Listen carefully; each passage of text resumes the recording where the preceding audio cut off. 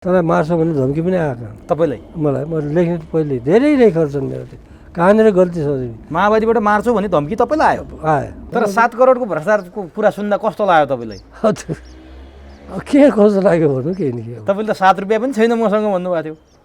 अहिले पनि छैन मेरो त अहिले पनि वकिल साथीहरू बिना निःशुल्क लड। पुष्पलालजी आफूभन्दा माथि कसैलाई देख्न सक्ने घमण्डी होइन र आफ्नै कुरा लाद्न चाहने प्रवृत्तिका भएका डोमिनेटिङ पर्सनालिटी भएको हुनाले हामीले एकपछि अर्को गरेर छोड्दै गऱ्यौँ भन्ने भयो।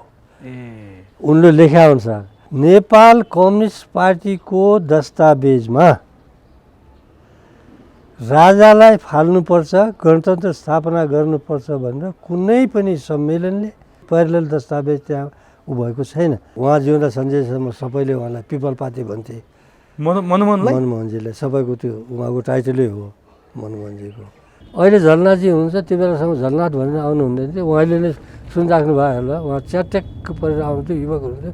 हामीलाई त कहिले काहीँ लाग्थ्यो कम्युनिस्ट हो कि यो त कुनै अरू कुरा हो कि भन्ने पनि लाग्थ्यो। यहीँ पल्लो घरमा धेरै मिटिङ पनि गर्थ्यौँ भन्दाखेरि संसदीय व्यवस्थाको नामै नसुन्नु चाहने बहुत माओवादी जनयुद्ध गलत थियो, एकदमै गलत हो। इतिहासै साबित गरेँ। मैले भन्नुपर्ने कुरा हो जब न अगाडि जान सक्ने न पछाडि फर्कन सक्ने अवस्थामा बाध्यतावश एउटा सफ्ट ल्यान्डिङको बाटो खोजेर बारबुदे सहमतिमा प्रचण्डजी आएका। आज खड्ग ओलीले के देखाइदियो भने खड्ग ओली बाहेक यो देशमा न कुनै नेता छ, उसले त्यही प्रमाण गर्ने हो, त्यही सन्देश दिएर जाने हो। तपाईँले कम्युनिस्ट पार्टीको सदस्यता रुसमा लिनुभएको? रुसमा लियो, नेपालमा होइन? होइन होइन, मैले रुसमा लिएँ। मनमोहनजीले उसलाई छोडेका हुन्, जुन अहिले एमालेमा गएर मिले होइन, उनमा गएर छोडेका हुन्। मोहन विक्रमले छोडेका हुन्, नारायणमान विजुसीले छोडेर आएका हुन्। र आज सबैले फेरि धुप बालेर पुष्पलाल आज सबैले पुष्पलालले देवत झलनाथी अझ जिउँदै हुनुहुन्छ नि सबै। यिनीहरूले चारु मजुमदारको लाइनलाई छोडेर गठन भएका होइनन्। क्रान्तिको बाटो त्यही हो, उनीहरूले त्योभन्दा अर्को बाटो लिएर लिएका होइनन्। यो आन्दोलनको जन्मदाता मध्येको हो भनेर चारु मजुमदारले गएर उनले आएर गठन गरेर बनाएको पार्टी हो झापा विद्रोह। झापा विद्रोह नेपाली जनताको एउटा संस्कार र संस्कृति के हो त भन्दाखेरि ऊ हिंसावादी समाज होइन हाम्रो नेपालको।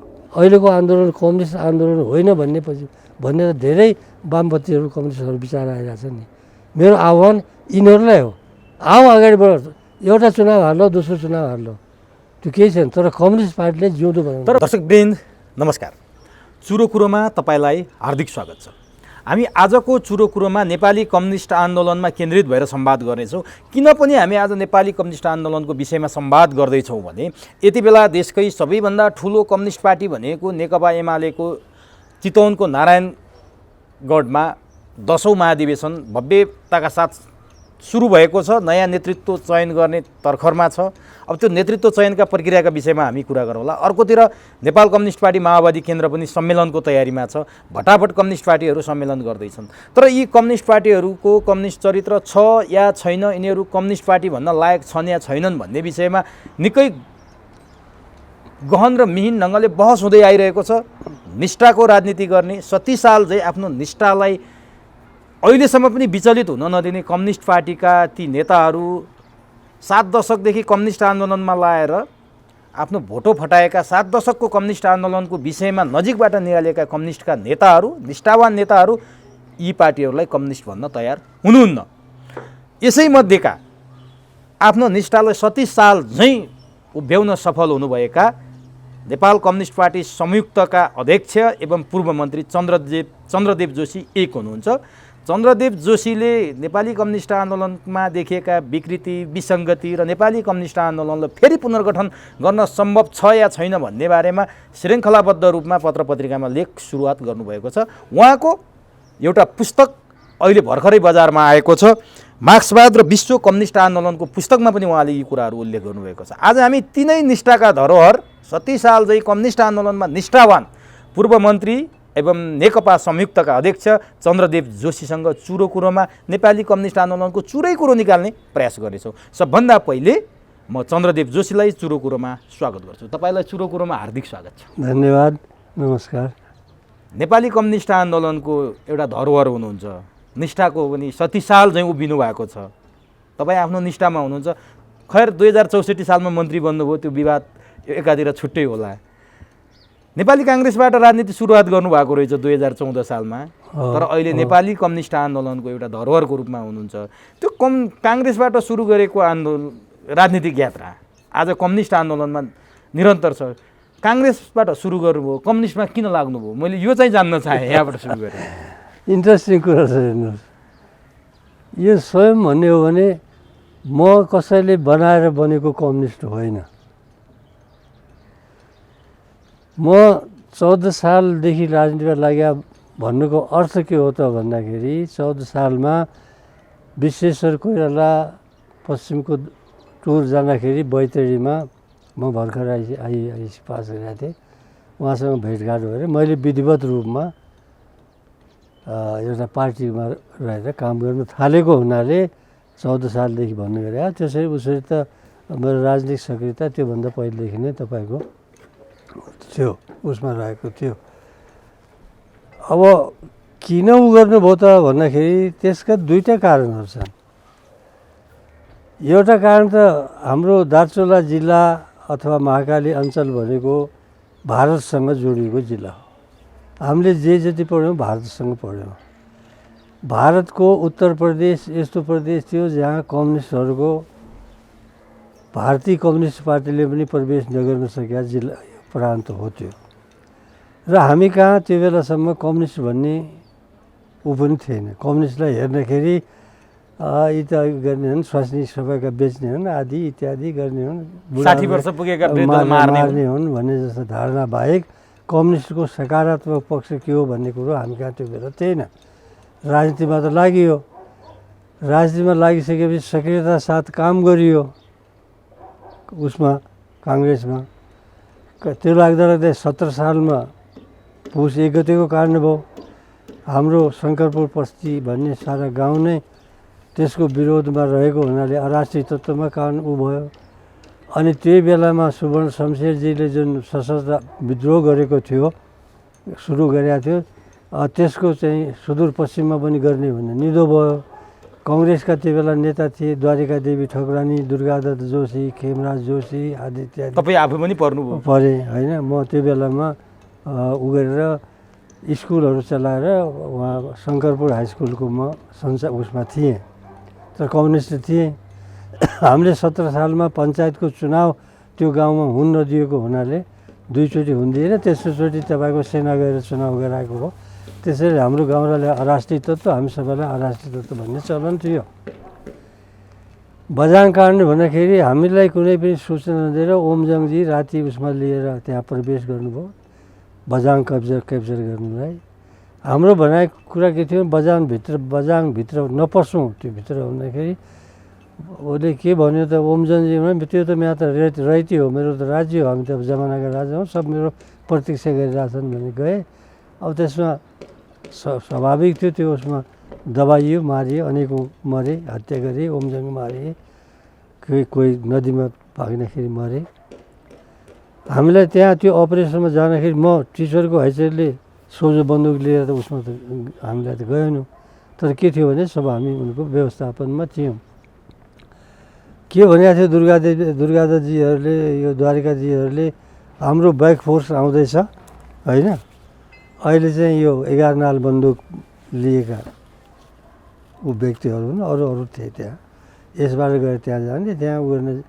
अब ओमजङजीको भनाइ के थियो, म यति गएर आफ्नो उसमा बझाङमा बसिहाल्छु, तबसम्म अर्को फौज आइहाल्छ गरौँला भन्ने रूपमा भयो। बचकाना थियो होला भनौँ न। अब त्योमा गरेँ, तर त्यो विफल भइसकेपछि अनि म धेरै ठुलो मारमा पऱ्यौँ, उसमा पऱ्यौँ। म अब त्यहाँ एउटा ठुलो त्यो बेलामा सोसियल प्रेस्टिज आर्जन गरिसकेका मान्छे थिए। मलाई त्यहाँ स्कुल चलाउने, भाउ गर्ने, शिक्षाको प्रचार गर्ने, यो गर्ने सबैले चिन्थे। भनेपछि त्यसपछि बडा हाकिम थिए त्यहाँ झा, वेदानन्द झा, वेदानन्द अर्को झा थिए। र सर हाम्रो धेरै ठुलो भयो, मेरो घरमा धेरै ठुलो भयो। मेरो काका अरेस्ट भए, स्कुलका सञ्चालक अरेस्टहरू भए। अनि तपाईँका मेरो हजुरआमालाई पनि त दुध दिने त होइनस्, बुढी भनेर बेइज्जती गरे, सबै जेल परे। अब मलाई पनि तपाईँको उ गर्दाखेरि कतिजना मान्छेहरूले सेनाले समातेर त्यो कठपतिया भन्ने ठाउँमा त्यो उनीहरूलाई नै खाल्टो खनेर पुर्न लगाएर मारे। मेरो काकाहरू काशीराम पन्तहरू यिनीहरू पनि सब मर्ने उसमा अवस्थामा थिए। र त्यही बेलामा मैले पनि अब लामो कहानी छ यसको। मैले त्यहाँबाट यसलाई संक्षिप्तीकरण यहाँबाट भागेर आएँ। आउँदाखेरि द्वारका देवी उनीहरूसँग मेरो झगडा पर्यो। किन? सैद्धान्तिक कि व्यक्तिगत? यो जुन प्रक्रियामा उनीहरूले त्यहाँ काम गर्यो नि, यहाँ सुवर्ण शमशेरले केही दिन अगाडि नै विथड्र गरिसकेको रहेछ। हामीलाई चाहिँ त्यो सूचना दिएर हामीलाई त्यहाँ लड्न लगाएर मारियो। पछि आउँछु भन्दाखेरि त्यस कारण तपाईँको यो उसले काम लागेन भनेर म त्यहाँबाट छोडेर हिँडेँ।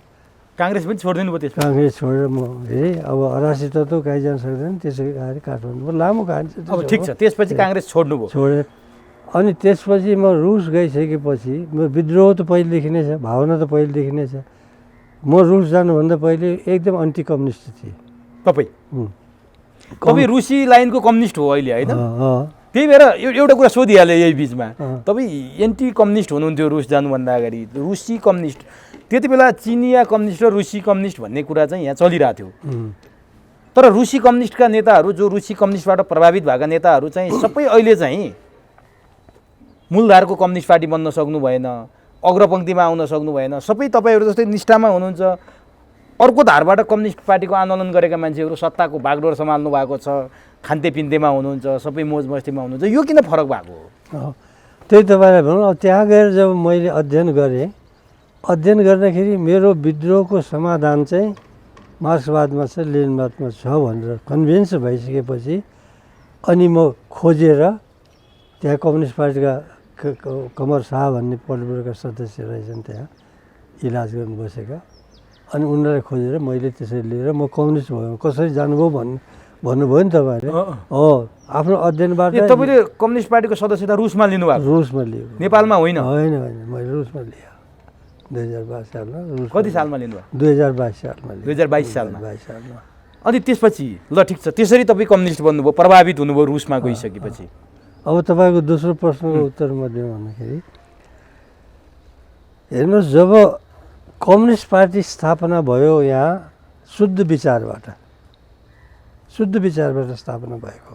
पुष्पलालले स्थापना गरे कम्युनिस्ट।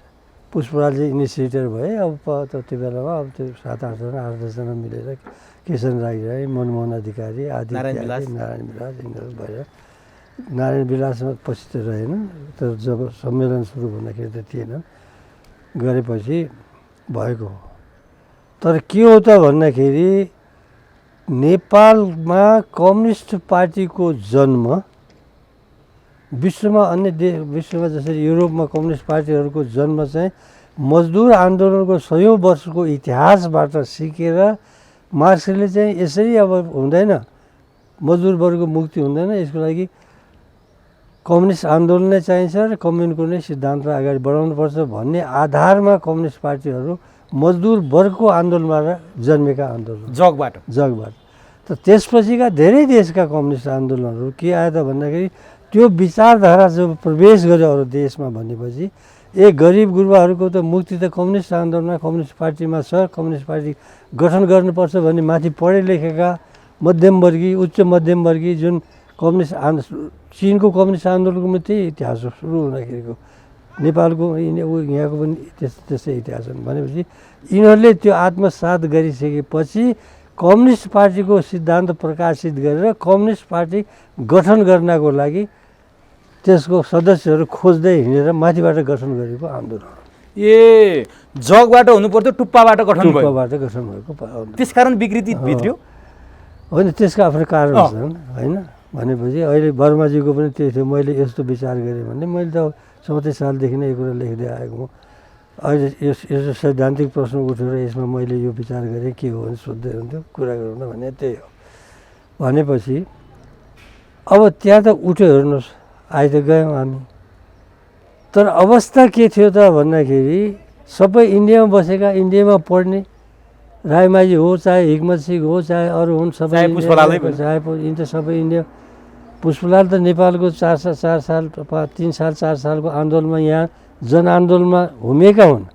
पुष्पलालको काङ्ग्रेसबाट उहाँ काङ्ग्रेसको पार्टी सचिव भन्ने पनि मैले भेटाएको थिएँ। मोहन चन्द्रले भन्नुभयो। होइन, उहाँ चाहिँ के हो त भने प्रजा परिषदमा उहाँको दाजु नै भएको हुनाले उहाँको पनि प्रजा परिषदकै लिगेसीमा र त्यसै पार्टीको अन्तर्गत काम गरेका हुन् र प्रसिद्ध उसमा रहे।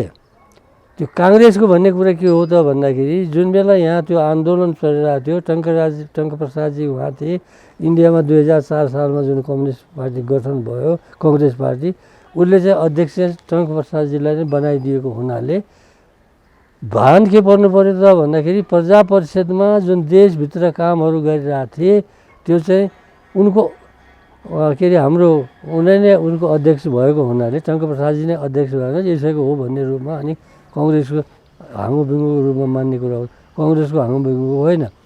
यिनीहरू जब इन्डिया गइसकेपछि त्यहाँदेखि कङ्ग्रेसको जब महाधिवेशन भएपछि कङ्ग्रेसमा भन्दाखेरि पुष्पलालजीले भन्यो अब त हुँदैन, त्यहाँ गइसके कम्युनिस्टको सम्पर्कमा पनि आए, सम्पर्कमा आइसके कम्युनिस्टको बारेमा केही बुझे पनि प्रश्न रूपमा, अनि उहाँले चाहिँ कम्युनिस्ट पार्टी खोल्ने भनेर इन्डियाको पुरा उसमा इन्डियाको रूपमा के अरे इन्डियन कम्युनिस्ट पार्टीको सहयोग समर्थन शिक्षा दीक्षा सबमा गरेर, किनभने यो राईमाझीहरू भए यो के अरे अधिकारीहरू भए यिनीहरू त त्यहीँ पढ्थे, इन्डियन कम्युनिस्ट पार्टीमै काम गर्थे, मनमोहन अधिकारीहरू त त्यहीँ इन्डियन कम्युनिस्ट पार्टीमै काम गर्थे।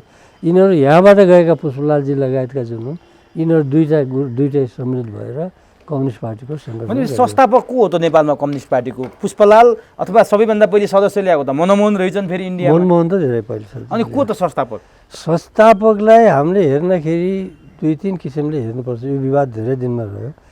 जुन यिनीहरूले 22 अप्रिलको लागि पहिले 5 जनाले भनेर एकजना त महिलाको त कन्ट्रोभर्सी छ, 4 जनाले जुन गरे, पुष्पलालजी इन्डियाको कम्युनिस्ट पार्टीको सम्पर्कमा आइसकेपछि कम्युनिस्ट पार्टी खोल्नु पर्यो भन्ने रूपमा इन्डियन कम्युनिस्ट पार्टीले पनि नेपाल शाखाको रूपमा कम्युनिस्ट पार्टीको परिकल्पना गरेर नेपालको एउटा इन्डिपेन्डेन्ट कम्युनिस्ट आन्दोलन नभएर त्यो रूपमा यसलाई सहयोग गरेर उनीहरूले अगाडि बढाएका हुन्। यो धेरै दिनसम्म उनीहरूले पुष्पलालजीलाई दार्जिलिङमा काम गर्न लगायो, अर्कोलाई अर्को ठाउँमा काम गर्न लगायो होइन। उसले आफ्नो शाखा जस्तो भन्यो। उसले उसको के थियो त भने इन्डियन कम्युनिस्ट पार्टीको एउटा यो शाखा पनि भनौँ न नेपाली शाखा जस्तै गरेको हो। नेपाल कम्युनिस्ट पार्टी त भन्यो, नाम मात्रको नामको राख्यो, तर के थियो त भन्दाखेरि उनकै दस्तावेजहरू उनकै नाराहरू उनको भनौँ न तपाईँको पुष्पलालजीले पार्टी गठन गर्ने पहिले त्यो अपिल जुन गर्यो 22 अप्रिलमा 4 जना मिलेर, त्यसमा के लेखेको छ त नेहरू नेपालीमा अनुवाद मात्रै गरिएको हो भनेर भन्छन्। हो अनुवाद ठ्याक्कै अनुवाद नै हो नि। अब नेहरू ब्रिटिस तानाशाहीको विरोध गरौँ होइन, यी हुन् टाटा बिर्ला उन्मूलन गरौँ, बैङ्क समिति जम्मै छन्। त्यो मेरो किताबमा सबै त्यहाँ छन्। त्यहाँ यो पुरा के थिएन त कुन दस्तावेज भन्दाखेरि यो रूपमा पनि गरेका हुन् होइन। गाउँ गाउँमा गएर सत्ता कब्जा गरौँ, हतियार लिउँ, किसानहरू उनीहरूको सब अधिकरण गरौँ भनेर, यहाँ त त्यसको बारेमा त केही ऊ नै थियो नि, न आधार थियो न सम्भावना थियो। सम्पूर्ण बैङ्कहरूको राष्ट्रियकरण गरौँ, 2007 सालमा 6 सालमा कुन चाहिँ बैङ्कहरू यहाँ थिएन नेपाल बैङ्क बाहेक भनेपछि होइन। विदेशी पुँजीको राष्ट्रियकरण गरौँ, विदेशी कल कारखानाहरू क्याप्चर गरौँ, त्यो सब इन्डियन कम्युनिस्ट पार्टीको जुन नाराहरू थिए। यिनीहरूले इन्डियन कम्युनिस्ट पार्टीको प्रभावबाट नेपाल कम्युनिस्ट पार्टी स्थापना गरे भन्ने तपाईँको कुरा भयो। के हुनु पर्थ्यो त कम्युनिस्ट पार्टी कसरी स्थापना? होइन, स्थापना हुनको लागि त के चाहिँ भइदिएको थियो त भन्दाखेरि तपाईँले रसियाको कम्युनिस्ट पार्टीबाट अथवा रुसमा गएर कम्युनिस्ट पार्टीको सदस्यता लिनुभयो, त्यो ठिक थियो? एकदम ठिक थियो। मैले त्यो बेलासम्म के चलन थियो त भन्दाखेरि संसारको कुनै पनि कम्युनिस्ट पार्टीको सदस्य भएको मान्छे विश्व कम्युनिस्ट आन्दोलनको सदस्य हुन्थ्यो। भारतको मात्रै भएर हुन्थेन? हुँदैन थियो। भारतमा सदस्यता लिया भए पनि रुसको कम्युनिस्ट पार्टीको सदस्यको रूपमा व्यवहार गर्ने हो, रुसमा सदस्यता लिया भए पनि उसको रूपमै लिन्छ। त्यसो भए पुष्पलालहरूको किन क्रिटिसाइज गर्नु पर्यो त तपाईँले? होइन, किन क्रिटिसाइज त कहिले गरेको छ र? तर उनीहरूको दस्तावेजमा यस्तो थियो। होइन होइन, तपाईँले सोधेको प्रश्नको आधारमा के थियो त भन्दाखेरि तपाईँले सोध्नुभयो नेपालको अवस्था के थियो त, त्यो के कस्तो भन्दाखेरि तपाईँले दस्तावेजको कुरा गर्नु भने जम्मै भारतको उल्था गरेर नेपालीमा गरिएको थियो भनेपछि नारा के दिने त भन्दाखेरि आफ्नो नारा आफ्नो समाजको अध्ययन त थिएन नि त त्यहाँ। किन त्यो किन नभएको पुष्पलालहरूले नगरेर अथवा होइन, त्यो बेलासम्म त अध्ययन नै थिएन नि। उनीहरूले अध्ययन गर्ने मौका पनि थिएन, युवकहरू थिए ऊ थिए। तर के थियो भने कम्युनिस्ट चाहिन्छ, कम्युनिस्ट संसारमा सबै ठाउँमा चाहिने कुराले कम्युनिस्ट आन्दोलन त लिए उनीहरूले। तर कम्युनिस्ट आन्दोलन हाम्रो यहाँ अब अगाडि कसरी बढाउन सक्छ त भन्दाखेरि अब त्यो बेलामा जुन बेला मजदुरहरू खालि विराटनगरमा मजदुर बाहेक कतै पनि थिएन भनेपछि तपाईँको सर्वहारा अधिनायकत्व भन्ने कुरा त कल्पना गर्न त सकिँदैन थियो नि। इन्डियामा मात्र लाखौँ लाख करोडौँ मजदुरहरू थिए, उनीहरूले त्यो नारा दिन स्वाभाविक पनि थियो। भनेपछि के थियो त भन्दाखेरि मैले अघि नै भने कन्सेप्ट नै त्यो लिखित रूपमा नभए पनि एउटा चेतना उसको रूपमा कन्सेप्चुअल रूपमा के थियो त भन्दाखेरि इन्डियनको जुन कम्युनिस्ट पार्टी हो, चाहे त्यो तपाईँको के अरे श्रीलङ्काको कम्युनिस्ट पार्टी हो, चाहे तपाईँको अरू कम्युनिस्ट पार्टी हुन्, यिनीहरू चाहिँ एउटै त्यही सेरोफेरोमा सबैले काम गरेर। तपाईँ यिनीहरूसँग जोडिनु भयो कहिले? म त्यो बेलासम्म जुन बेला म कम्युनिस्ट पार्टीको सदस्य भएँ त्यो बेला कम्युनिस्ट पार्टी यहाँ फुटिसकेको रहेछ। 22 सालमा 19 सालमा नै फुटिसकेको थियो। तपाईँले 22 सालमा सदस्य? मैले 22 सालमा। मलाई एक्चुअली भन्यो भने त्यो बेलामा यहाँ दुईवटा कम्युनिस्ट पार्टी छन् भन्ने थाहा पनि थिएन। तपाईँ उताको सदस्यता लिएर आफू कम्युनिस्ट बनेर बसिरहनु भएको थियो, यहाँ जोडिनु भएको थिएन? कम्युनिस्टको सदस्य म नेपाल कम्युनिस्ट पार्टीकै सदस्य भएको हुँ। रुसबाट? रुसमा पढ्ने बेलामा म पढ्दै थिएँ अनि त्यहाँबाट निस्किसकेँ। मैले भने नि अब कम्युनिस्टमा हुनुपर्छ भन्ने खोज्दाखेरि त्यहाँ चाहिँ पत्ता लाग्यो यहाँ कमर शाहजी त्यहाँ नेता हुनुहुन्छ भने गएँ, सोधेँ, ल सदस्यता लिनुहोस् भने सदस्यता लिएँ होइन। त्यो बेलासम्म एक्चुअली के थियो भने मलाई म कहाँ यहाँ यो पुष्पलालजीहरूले पार्टी फोडेर अलग पार्टी बनाइसकेको छ भन्ने कुरो पनि थाहा पनि थिएन। भनेपछि त्यस कारणले मैले जुन कम्युनिस्ट पार्टी हो भने त्यही सदस्य पनि लिएको। अब एउटा रोचक मोडमा तपाईँले लगेर छोडिदिनु भयो कि 19 सालमा कम्युनिस्ट फुटिसकेको रहेछ, मैले सदस्यता ल्याएँ, मलाई थाहा थिएन। अब पुष्पलालले स्थापना गरेको पार्टी, हुन त मनमोहन र पुष्पलाल पनि मिलेनन्, पुष्पलाल मोहन विक्रम सिंहहरू पनि मिलेनन्, अहिले त टुक्रा टुक्रा छन्। यो 19 सालमा चाहिँ किन फुट्या रहेछ? एक ठाउँमा किन बस्न नसकेका रहेछ? रायमाझी किन दरबार छिर्या रहेछन्? खास के रहेछ यो? त्यसको उत्तर त अहिले खड्ग ओलीजीसँग माधव नेपालहरू छुट्टिएको घटनाले नि देखायो। त्यति बेला पनि यस्तै थियो? त्यही घटना हो। 8 सालमा पुष्पलालजीलाई पहिलो उसले सम्मेलनले पुष्पलालजी निर्विरोध महासचिव बनाए 6 सालमा 7 सालमा। 8 सालमा गएर पुष्पलालजीलाई मनमोहनजीले विस्थापित गरे। चार्ज के लगाए भने जुन इन्डियामा तपाईँको पहिले पिसी जोशी महासचिव चाहिँ त्यहाँ पिसी जोशीमा चार्ज के लगाएर उसले चाहिँ के भन्थ्यो, पिसी जोशीले के भन्यो त भन्दाखेरि इन्डिया स्वतन्त्र भएको हुनाले अब अहिलेको अवस्थामा हामीले चाहिँ जुन किसिमको नेहरूको शासन छ होइन, नेहरू शासनलाई उसले पोजिटिभ रूपमा हेऱ्यो, यो हाम्रो राष्ट्रिय शासन हो र यसलाई उ गर्नुपर्छ भनेर त्यसको त्यहाँ आलोचना गर्यो। रणदिवेहरूले आउँदाखेरि यो दक्षिणपन्थी झुकाउ हो भनेर उसलाई निकालिदियो। त्यहाँ त्यो निकालिसकेको अवस्थामा हाम्रो पनि यहाँ त्यसको प्रभाव त पर्यो मनमोहनजी यिनीहरूमा। दुईवटा कुरा थियो। मनमोहनजी यिनीहरूको के थियो त भन्दाखेरि निम्न पुँजीवादी प्रवृत्ति भन्छु नि म जहिले पनि, यिनीहरू चाहिँ चाहे डिपी अधिकारी हुन्, चाहे तपाईँको मनमोहनजी हुन्, चाहे रायमाझीहरू हुन्, चाहे त खातापिता घरका कम्युनिस्टका नै हुन्, यिनीहरू त पढे लेखेका थिए, उच्च शिक्षा भए। पढाइ लेखाइमा ज्ञानको आधारमा यिनीहरूभन्दा माथि थिए पुष्पलालजी। तर के थियो त भन्दाखेरि हामी त डिग्री होल्डर हौँ, कोही एमए पास गरिरहेको छौँ, कोही डक्टरी पास गरिरहेको छौँ, कोही यो गरिरहेको छौँ भन्ने एउटा। दोस्रो कुरा एउटा उच्च तुजुक त हुन्छ नि। र इन्डियामा त्यो भएको हुनाले पार्टी इन्डियामा पनि तपाईँको त्यो विभाजन भएको हुनाले यिनीहरूले पुष्पलालजीलाई बिना कारण चार्ज लगाएर पुष्पलाल निकाल्यो। पुष्पलालमा अहम थियो होला, जे थियो होला, अवगुणहरू थिए, सबै कुराहरू थिए। पुष्पलालजीको ठाउँमा डिपी अधिकारी यिनीहरूले गर्दाखेरि तपाईँको यो के अरे हाम्रो शैलेन्द्रहरू, ध्रुवचन्द्र गौतम यिनीहरूले गर्दाखेरि षड्यन्त्र गरेर यसले गरेर दक्षिणपन्थी उसमा गयो, उसमा के उग्रवादी वामपन्थी उग्रवादमा फस्यो भन्ने दिएर चार्ज दिएर उहाँलाई सैद्धान्तिक मतभेद नै हो त्यो अथवा त्यो महासचिव होइन? त्यो इन्डियाको कम्युनिस्ट पार्टीको इन्फ्लुएन्समा यति थियो कि इन्डियामा त्यो जब उसलाई सिपीलाई पिसी जोशीलाई निकालेर रणदेवीहरू आए त्यसको प्रभावले उसले त्यसपछि तपाईँको कुन आयो, त्यसपछि अजय घोष आए होइन।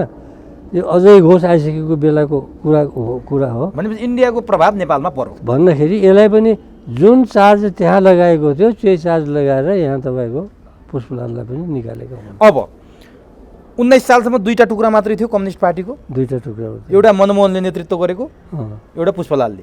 उहाँहरू नाताले फेरि साडु भाइ पर्नु हुँदो रहेछ। अब यो 15-17 सालपछि महेन्द्रले कु गरेपछि केशरजङ रायमाझी फेरि त्यतातिर लाग्नुभयो नि। त्यो चाहिँ कुन धार भन्ने त त्यसलाई? किनभने उहाँ पनि रसियन धार, तपाईँ पनि रसियन धार, उहाँ चाहिँ त्यता लाग्नु। म त उसैसँग सङ्घर्ष गरेर 30 वर्ष बितेका मान्छे हो नि रायमाझीसँगै, धार होइन कि। म त नेता नै भएर बसेको हो नि। 25 सालदेखि तपाईँको 36 सालसम्म त अनवरत सङ्घर्ष गरेँ नि। तपाईँले अघि इन्ट्रेस्टिङ प्रश्न सोधेको थियो के भयो किन भयो त भने मैले भने जुन अहिले माधव नेपाललाई तपाईँको मनमोहनजी आयो त उता गइसके, डाक्टर रायमाझीको हातमा आयो र डाक्टर रायमाझी ठुलो कम्युनिस्ट सिद्धान्तलाई गहिरो साथ बुझेका, विश्व कम्युनिस्ट आन्दोलनमा स्थान बनाइसकेका, संसारका कम्युनिस्ट आन्दोलनमा धेरै ठुलो सम्पर्क भएका व्यक्ति हुन्। त्यो बल थियो नि, उसले आँट थियो नि। पुष्पलालजीले के गरेन भन्दाखेरि लैलैमा लागे, जसरी अहिले तपाईँका 10 भैयाहरूको लैलैमा लागेर माधव नेपालजीको यो गति गरायो, त्यस्तै गराइले पुष्पलालजीका पनि उनलाई उस्काउने, उनलाई गर्ने अनेकौँ मान्छेहरू थिए। त्यसले गर्दाखेरि उहाँ चिनमा डेलिगेसनमा जानु भएन, गर्नुभयो। तपाईँको मनमोहनजी चिनमा गइसकेपछि के अरे महासचिव भइदिनु कायम हुँदाखेरि म जुठो कुर्सीमा बस्दैन भने अरूको उस्काइमा लागेर अलग गरे। कोही पनि नहुने भएको हुनाले रायमाझी आफूले उसले महासचिव होला, नेता होला भन्ने कुरा उसको दिमागमा कहिले सधैँ थिएन। त्यो बेलासम्म ऊ आफ्नो पढाइमा थियो, ऊ थियो कम्युनिस्ट भइरहेको थियो, ठिकै थियो भनेपछि। अनि अब कोही पनि नहुने भए त कोही कसैले हामी हुनुहुँदैन कसैले भनेपछि कसलाई गर्ने त भन्दाखेरि ल रायमाझी तपाईँ हेरिदिनुहोस् न भन्दाखेरि हुन्छ म हेरिदिन्छु भनेर महासचिव कायम महासचिव बनाइदियो मनमोहनको ठाउँमा। अब रायमाझी चाहिँ किन छोड्नु भएको? मनमोहनले चाहिँ किन छोड्नु भएको महासचिव? मनमोहनजी कुष्ठरोगी हुनुहुन्थ्यो। कुष्ठरोगी उहाँ हुनुहुन्थ्यो, थियो शङ्का भनौँ न। चिनमा बोलाएको थियो त्यो बेला महाधिवेशनमा भाग लिनलाई। उहाँलाई त्यो रोगको कुष्ठरोगी भन्छ नि, अब कुष्ठरोगले पछि केही पनि देखेन, त्यही ठिक अथवा कुनै अरू रोग जे रोग भयो भने इलाज गर्नको लागि उहाँ चीन जानुभयो। चीन जाँदाखेरि धेरै बस्नुभयो नि त, भएपछि त अब यहाँ महासचिव त्यसपछि केशरजङलाई दियो। तर उहाँ उम्दा नेतृत्व हुनुहुन्थ्यो तपाईँले भने जस्तो सबै होइन। उसको विश्व कम्युनिस्ट आन्दोलनको बारेमा बहुत गहिराको साथमा बुझेको मान्छे हो, मार्क्सवाद बहुत गहिराको साथमा। अनि तपाईँको केमा सङ्घर्ष गर्नु परेको थियो त उहाँ? सङ्घर्ष त्यही तपाईँले भन्नुभयो नि। तर के भयो त भन्दाखेरि उसले गलत बाटो कहाँ लियो भन्दाखेरि गलत बाटो पहिले रायमाझी राजावादी होइनन्, राजासँग केही सम्पर्क थिएन। 14 सालमा राजाको पाल्पा भ्रमण हुँदाखेरि जब भेटघाट भयो राजासँग, राजाको स्वागत गरे, त्यसपछि उहाँले चाहिँ काङ्ग्रेस बुर्जुवा पार्टी हो होइन, र राजा चाहिँ तपाईँको देशको राजा हो भने राष्ट्रवादी नेताको रूपमा उसले लिए। र 17 सालमा ऊ भइसकेपछि किन त भन्दाखेरि राजाको पालामा 13 सालमा तपाईँको सोभियत सङ्घसँग ऊ भयो, चिनसँग दौत्य सम्बन्ध भयो होइन, कम्युनिस्ट उनीहरूसँग उसले के अरे भन्छ नि त्यहाँ उसमा लिएर राष्ट्रसङ्घमा ठाउँ पाए, यहाँका भारतीय सेनाहरूलाई फर्काए गरे भन्दाखेरि त्यसपछि 17 सालपछि उनले के गर्यो भने चाहिँ काङ्ग्रेसको जुन हो त राष्ट्रवादी त छैन, यो राष्ट्रवादी हो। राजाको नेतृत्वमा पनि यदि हामीले उ गर्न सक्यौँ भने हामी समाजवाद ल्याउन सक्छौँ भन्ने गलत दृष्टिकोण उसको भयो। अनि त्यसपछि राजाको दरबार पस्नुभयो। राजाको दरबार उसले जिन्दगीमा उसको कुनै पनि दस्तावेजहरूमा राज संस्थाको बारेमा राजाको पक्षमा लेखेन, कहिले पनि उसले न मिटिङमा राख्यो। उसले कसरी राख्यो त यो भन्दाखेरि जसो भनौँ 32-33 सालतिर तपाईँको गाउँ फर्क अभियान लिएर आए। रायमाझीले के भन्यो, गाउँ फर्क अभियान सबै हामीले कम्युनिस्टहरूले हातमा लियौँ भनेपछि त हामी त तलबाट सङ्गठित भए त दबाब दिन सक्छौँ नि परिवर्तनको। लजिक त ठिकै थियो। 17 सालमा तपाईँको उसमा आउँदाखेरि रायमाझीले 17 सालको काण्डपछि पनि दरभङ्गा पिरियडमा एकदम सही नीति लिएको। अहिलेको हामीले इन्डियामा गएर आन्दोलन गर्नु हुँदैन, हामीले संसदीय व्यवस्थाको लागि लड्नुपर्छ र शान्तिपूर्ण आन्दोलन गर्नुपर्छ। हामी हतियार आन्दोलन गर्नु सक्दैनौँ, देशभित्रै गर्नुपर्छ, नभए हामी अर्को उसमा जान्छौँ। र नारा चाहिँ के हो भने राजनीतिक बन्दीहरूको रिहाई गरेर पार्टीहरूलाई स्वतन्त्रता देऊ र संसदको चुनाव गर भन्ने दस्तावेज दरभङ्गामा पेस गरेको हो प्लेनममा। मोहन विक्रमले जनमत सङ्ग्रहको कुरा गरे, जन्म गरेर होइन। अनि पुष्पलालजीले चाहिँ के भन्यो, होइन अरूमा त सघाइ संसद पुनर्स्थापना, उही संसद पुनर्स्थापना गर, 3वटा धार देखिए। देखिए रायमाझीले के राख्यो त भन्दाखेरि उही संसद त कम्युनिस्टको वर्चस्व भएको संसद हो, हामीले उही गरेर गर्छौँ के, काङ्ग्रेसको वर्चस्व काङ्ग्रेसको वर्चस्व भएको हो भनेपछि ऊ त राष्ट्रवादी त दृष्टिकोण छैन भनेपछि हामीले त आफ्नै किसिमले संसदीय व्यवस्थाको पुनर्स्थापना पार्टीहरूको प्रतिबन्ध गऱ्यौँ भने त हामी पनि सत्तामा आउन सक्छौँ। लजिक के गलत थिएन त, काम पो गरिदिएन, राजनीति त सही ल्याएन त सबै। अनि यो लाइन लिएको दरभङ्गा प्लेनम पछि हो उहाँ दरबार छिरे, त्यसपछि दरबार त्यो रूपमा भने मैले स्पष्ट रूपमा त उहाँ निकालिसकेपछि दरबारमा राजाको किन निकाल्नु भएको पुष्पलाल हो के अरे केशरजङले? अब त्यही भन्दा त्यो भयो त के त भन्दाखेरि पुष्पलालजीले 8 सालदेखि पार्टीभित्र पहिले मनमोहनसँग लडाइँ लड्नुभयो, उसलाई उस्किनेहरूलाई अन्तिम समयमा तपाईँको धोका दिने भए जहिले पनि। त्यसपछि रायमाझीसँग लड्नुभयो, कतिचोटि राजीनामा दिनुभयो, जिल्लाहरूलाई विघटन गर्नुभयो, छुट्याउनु भयो पार्टीबाट, हरेक ठाउँमा विफल हुनुभयो। रायमाझीले चाहिँ के छ त भने उसको कन्भिक्सन गर्न सक्ने, सही रूपमा राख्न सक्ने परिस्थिति थियो त सेन्ट्रल कमिटी उसको उसमा हुन्थ्यो। तर सेन्ट्रल कमिटीभित्रको एउटा जमात जस्तो जुन पुष्पलालजी जहिले पनि उक्साइराखेका हुन्थ्यो, जसरी माधव नेपाललाई 10 भाइले उक्साए। दोस्रो महाधिवेशनको भन्दा रातिको पहिलो दिनको उसमा चाहिँ उनले लेखेको आर्टिकल जुन छ नि त्यो त सम्पूर्ण दस्तावेज बनाउदाखेरि रायमाझीसँग मिलेर भयो। मोहन विक्रमजी त्यसलाई सबभन्दा बढी त्यो दोस्रो महाधिवेशनको दस्तावेजले मोहन विक्रम आफै भन्नुहुन्छ रायमाझीले पनि लेखाएको छ, सारा काम उनले गरे, दस्तावेज त्यसरी ल्याए। अरू के थियो अवस्था के थियो भने पुष्पलालजी अनिवार्य रूपमा त पुष्पलालजीले के देखाएको थियो भने महासचिव म सजिलै बन्छु, सबै साथीहरू मलाई समर्थन गरिरहेछन् भन्ने कुरा थियो। तर जब चुनावको उसमा त्यो संसदको हलमा जब गए भन्दाखेरि केही जुन उनका उक्स्याउने कुराहरू थिए नि साथीहरू चाहिँ त्यहाँ उठाइदिए नारा, होइन राजा चाहिन्छ कि गणतन्त्र चाहिन्छ कि ऊ चाहिन्छ भन्ने कुरा टुङ्गो लगाउनुपर्छ, यो गर्नुपर्छ भनेर लगाइदिइसकेपछि देख्यो त ओहो यहाँ त यस्तो छ भन्दाखेरि पुष्पलालजीले त्यहीँबाट लेखेका छन्। उसले के यो केसीजीले पुष्पलालजीलाई भोट दिएन, पुष्पलालजी 3 भोट कि 5 भोट आयो, उसले 13 भोट कति भोट लियो पायो। अन्त मौकामा दरभङ्गा प्लेनमै सारा आलोचना गरे, राजावादी भने, यो भने, उसको सम्पूर्ण कुरा गरे, पुष्पलालको उस्काए, त्यहाँ उस्काए। तर जब त्यहाँ गएर दस्तावेज जब पेस हुँदाखेरि त उहाँले जम्मा तपाईँको 3 भोट पाए, 5 भोट पाए, 5 भोट पाए।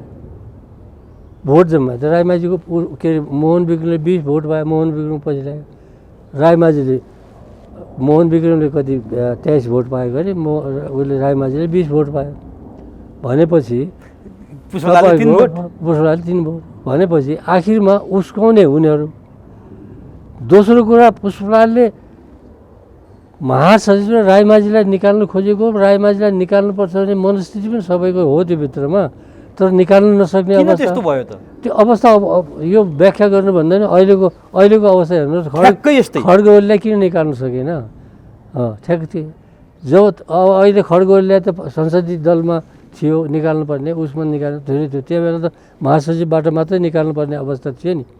भनेपछि त्यहाँ हारे र त्यसपछि कहाँ यिनीहरूले बनारसमा महाधिवेशन गरे, बनारसमा पनि फेरि उही पुष्पलालजीलाई लगेर बनारस महाधिवेशन, किन पुष्पलाल अगाडि नभएर त यिनीहरूको हुनै हुँदैन थियो, त्यहाँ चाहिएन अगाडि त पुष्पलालजीले लगे, त्यहाँ पुष्पलालजीले लगिसकेपछि तर गरे के त भन्दाखेरि महासचिवमा पनि फेरि हराइदिए, तुलसीलाललाई गरे।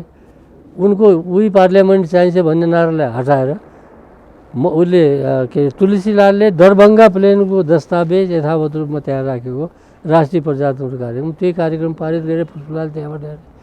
त्यसपछि त्यहाँबाट पनि पुष्पलालजी विरक्तिले फोड्न थाले, पुष्पलाल तुलसीलाल पनि फोडे, त्यहाँ पनि फोडे होइन। अनि रायमाझी चाहिँ कति बेला छिरे त दरबार? रायमाझी दरबार मैले 14 सालपछि राजासँग भएको हो। त्यो तपाईँहरूले शङ्का गरिरहनु भएको थियो त्यहाँ दरभङ्गाको प्लेनममा, बनारसको होइन, त्यो त सबैले गरिरहेको थियो नि, यसको झुकाउ चाहिँ राजातर्फ भयो भन्ने कुरा त रायमाझीलाई निकाल्नुपर्छ भन्ने धेरै उसको धेरैको सोच नै रहेको हो नि। अनि रायमाझी दरबार छिरेपछि उहाँले कम्युनिस्ट आन्दोलन नै छोड्नु हो कि कम्युनिस्ट? होइन, कम्युनिस्ट पार्टीमा त रहे नि, त्यसपछि रहे।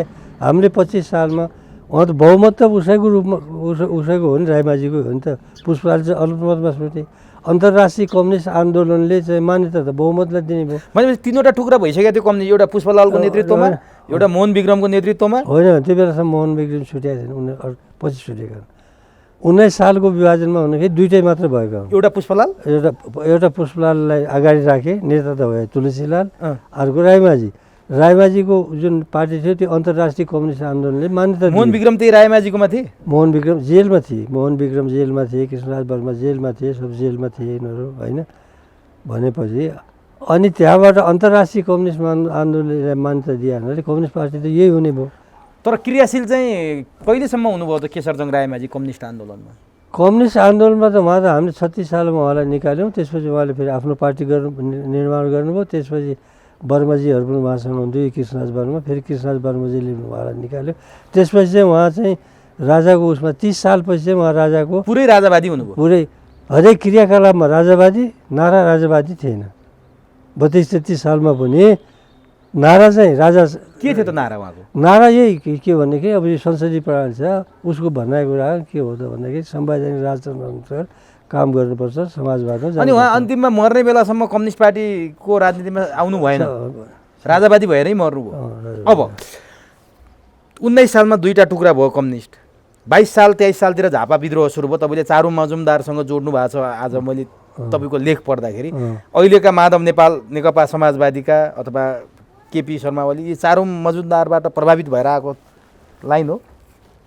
लाइन प्रभावित मात्रै भएको होइन कि तपाईँ भरत मोहनजीको किताबमा पढ्नुहोस्, उनले आफै लेखेका छन्।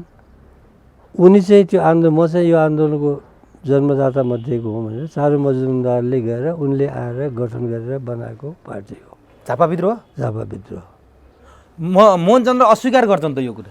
अस्वीकार गर्छन् त भने उहाँका कलिगले अब मोहन विक्रमले के अरे मोहनचन्द्रले अस्वीकार गरे पनि भरत मोहनले जुन लेखेका छन् उसको किताबमा तपाईँ पढ्नुहोस्, हेर्नुहोस्, राम्रैले त्यो विषयमा, पुष्पलालको विषयमा नि उसको विषयमा।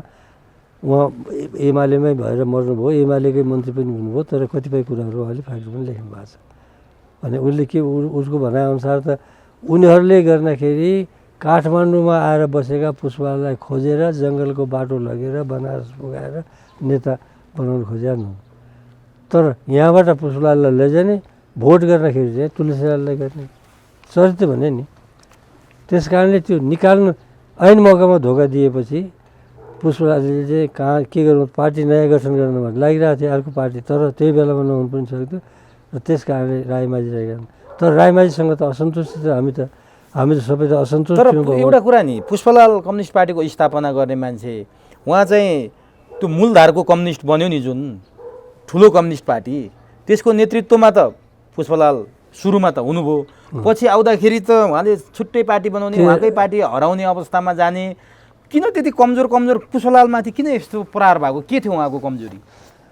त्यसमा मेरो शब्द होइन, भरत मोहनजीका शब्दमा, उसको किताबमा लेखेका शब्द हुन्। मैले मेरो किताब उद्धृत पनि गरेका छु। त्यसमा पुष्पलालजी आफूभन्दा माथि कसैलाई देख्न सक्ने, घमण्डी होइन, र आफ्नै कुरा लाद्न चाहने प्रवृत्तिका भएका डोमिनेटिङ पर्सनालिटी भएको हुनाले हामीले एकपछि अर्को गरेर छोड्दै गऱ्यौँ भन्ने भयो उनले लेखाअनुसार।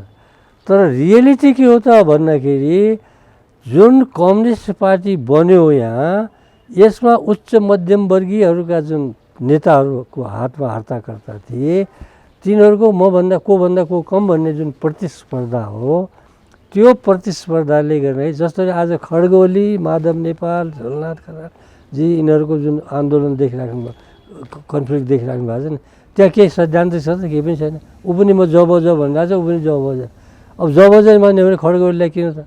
तर खड्ग ओलीको डोमिनेटिङ पर्सनालिटी यस्तो भयो कि यिनीहरूलाई थिचाइदिएर दास बनाइदियो। दास बनाएर कुनै काम पनि दिएन, मान्यता पनि दिएन, बस्दाखेरि कुर्सी त राखिदियो, त्यो कुर्सीको सम्मान भएन भने जब असह्य हुन्छ भने तब पार्टी फुट्यो। पुष्पलालको चरित्र पनि यस्तै थियो। पुष्पलालको पनि त्यही अवस्था के हो त भन्दाखेरि हरेक बेला उसैलाई हराइदिन्छन्, रायमाझीलाई निकाल्न सक्ने अवस्था रहेन भन्दाखेरि अलग्गै भएर जाउँ भन्ने मनस्थितिमा पुष्पलालजी आएका हुन्। तर अग्रसरता लिएको चाहिँ पुष्पलालजीले बनारस सम्मेलनको अग्रसरता भरत मोहनजीको भनाइअनुसार, म त पुष्पलालजीसँग मेरो दुर्भाग्य हो, सङ्गत भएन। भएन, मेरो सङ्गत भएन कहिले पनि, के थियो भन्न सक्दैन। भरत मोहनको भनेअनुसार चाहिँ हामीले यहाँ यसरी लगेर बनाएका हौँ भन्ने कुरा। अब पुष्पलालमाथि एउटा चाहिँ पश्चिमाहरूको सहयोगमा अथवा भारतको सहयोगमा नेपालमा कम्युनिस्ट पार्टी स्थापना गरेको, नेपालको राज संस्था फाल्नलाई बनारसमा बसेको प्रयोग भएको मोहन विक्रम सिंह नेपालको राज संस्था फाल्न पश्चिमाबाट प्रभावित भएर गोरखपुरमा बसेको, अनि रामराजा प्रसाद सिंह त्यहीँ बसेको, यी सबै नेपालको माटोबाट होइन पश्चिमाले चलाएका कम्युनिस्ट पार्टीका नेताहरू हुन् भनेर काहीँ कतै मैले भेट्छु क्या। तपाईँ चाहिँ के भन्नुहुन्छ यसमा? तपाईँ अब युवक हो, चाख राख्नु हुँदो रहेछ, अध्ययन गर्नुहोस्। नेपाल कम्युनिस्ट पार्टीको दस्तावेजमा राजालाई फाल्नुपर्छ, गणतन्त्र स्थापना गर्नुपर्छ भनेर कुनै पनि सम्मेलनले नारा उठे, कुरा भए, छलफल भयो होला, तर एकमत रूपमा सर्वसम्मत रूपमा पास भएका हुन् दस्तावेज। कुनै पनि पैरेलल दस्तावेज त्यहाँ भएको छैन। जुन दोस्रो महाधिवेशनमा भन्छ नि पैरेलल दस्तावेज त्यहाँ होइन, भयङ्कर त्यहाँ झगडा भइसकेपछि अब कसरी गर्ने त भन्दाखेरि मेरो दृष्टिकोणमा पुष्पलालजीले त्यहाँ ठुलो काम गरेका हुन्। त्यहीँबाट फुट जोगाउनको लागि उनले के लिए त भने गणतन्त्रको नारालाई स्थगित यथावत राख्दै अहिले संसदीय निर्वाचनमा जाने, संसदलाई दिने भन्दाखेरि अनि गणतन्त्रको नारा चाहिँ स्थगित यथावत राख्ने भनेर उहाँले 2 लाइनको कागजको खोस्टोमा लिएर दिँदाखेरि त्यहाँको झगडा साम्य भएको।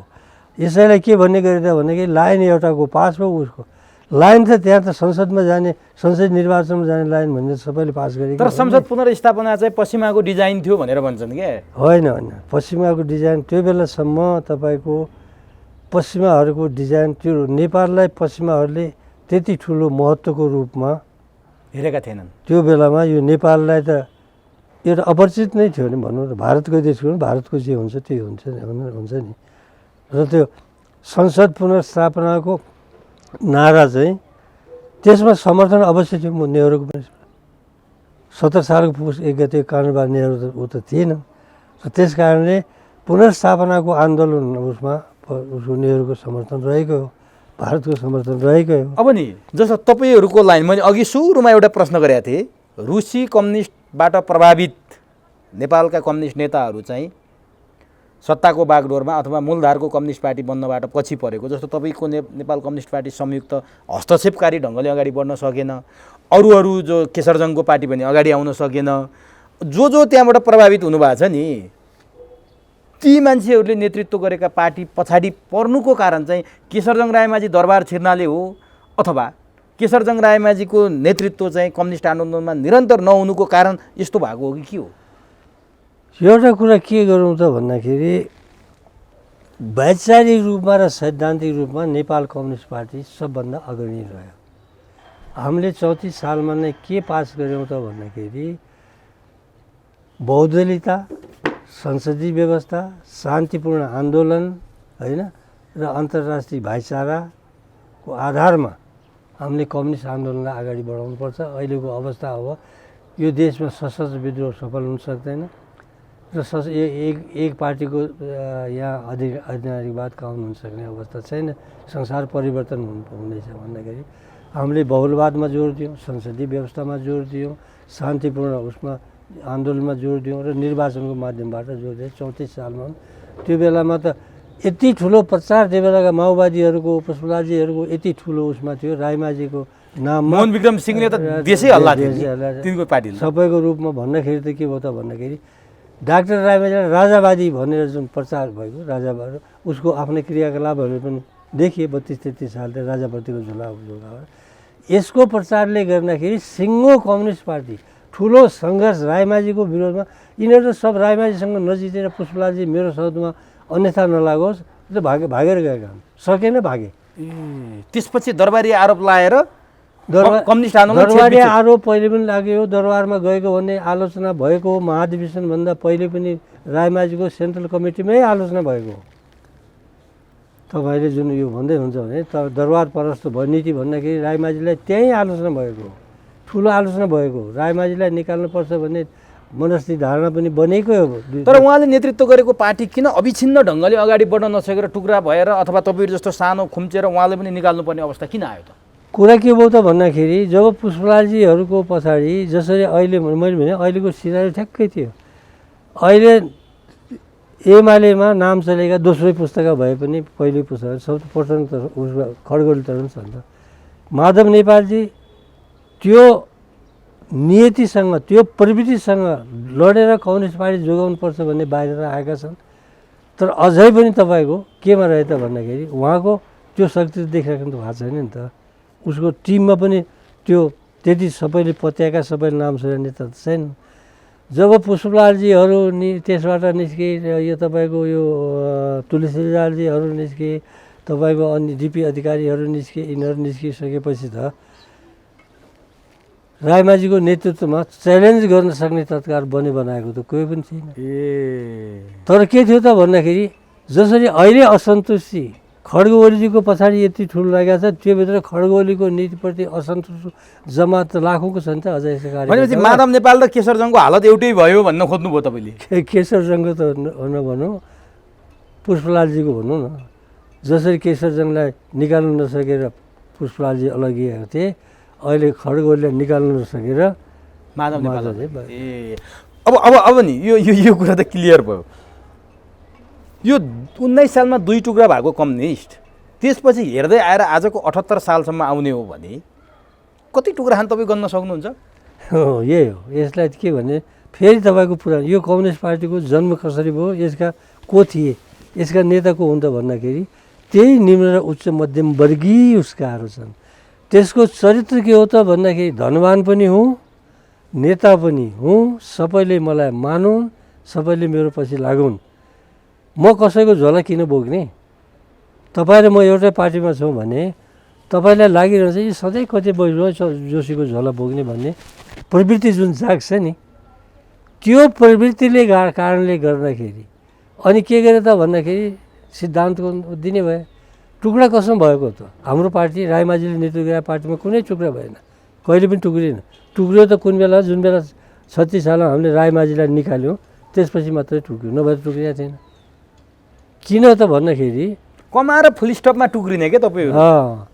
त्यहाँ के भयो भन्दाखेरि आखिर माओवादी पार्टीहरूका त्यति टुक्रा भए किन त भन्दाखेरि टुक्रिए कारणले त भन्दाखेरि सच्चा माओवादीका चेला हामी हौँ भन्ने होइन। यहाँ यो भएन भने अहिले कुन शत्रुसँग लड्नुपर्ने? पञ्चायत शत्रु आफ्नो अगाडि छ, पञ्चायतलाई फाल्नुपर्ने छ, राजा त्यसको अगाडि छ। कसैले भने होइन आजको शत्रु कङ्ग्रेस हो भन्ने आदि इत्यादि हुन्छ नि। के त भन्दाखेरि मन मिलेन। पुष्पलालजीले तुलसीलालसँग किन भिन्न हुनु पऱ्यो? पुष्पलाल र मनमोहनै मिल्न नसक्ने पुष्पलालजी त एकदम दयनीय अवस्थामा 4 जना साथीहरूलाई लिएर 25-28 सालमा उहाँ के अरे गोरखपुरमा गएर पार्टी फेरि गठन गरेका हुन्।